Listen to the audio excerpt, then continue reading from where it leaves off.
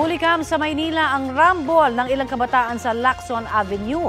Ayon kay Mayor Isko Moreno, 6 sa mga nasa rambol ang dinampot, kabilang ang 3 menor de edad. Balitang hatid ni Jomer Apresto.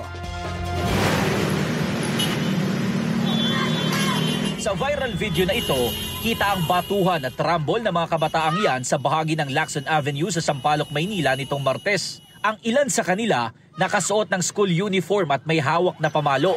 Ang iba may hawak na bato at payong. Naabala ang mga motorista. Sabi ng uploader ng video, nahinto ang riot nang dumating ang mga pulis. Pero makalipas ang mahigit 1 oras, bumalik ang dalawang grupo at itinuloy ang away.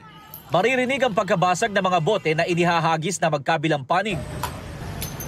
Ayon sa mga taga-barangay 411, posibleng nagsimula ang gulo sa bahagi ng G. Tuazon dakong 1:00 ng hapon.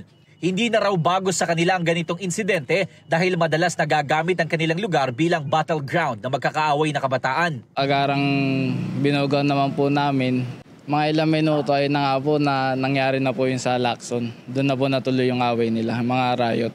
Sabi ng Barangay 411, nasa 20 ang sangkot sa riot na hindi raw nila mga residente. Sabi naman ng katabing barangay, residente nila ang isa sa mga nasangkot sa gulo. Marami na raw record sa kanila ang lalaki at minsan ang nasangkot sa robbery snatching. I think mga 19 or 20 na siya eh. Pasaway na rin talaga yung taong yun. Iginit naman ang parehong barangay na may mga pulis at mga tauhan sila na nag-iikot sa lugar. Itinataon daw ng mga kabataan na walang bantay kapag nagsasagawa sila ng riot. Sa isang Facebook Live ni Manila Mayor Isko Moreno, sinabi niya na 6 na lalaki ang dinampot ng mga pulis. 3 menor de edad ang iniligtas at ibinalik sa kanilang mga magulang habang ang 3 ay mga nasa edad 20 hanggang 28. Pinailan po sila ng alarm and scandal.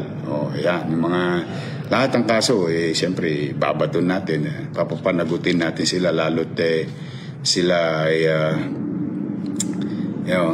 nasa usunggulan at may pananagutan sila. Nakiusap din ang alkalde sa mga magulang na bantayan at gabayan ang kanilang mga anak. Jomer Apresto nagbabalita para sa GMA Integrated News.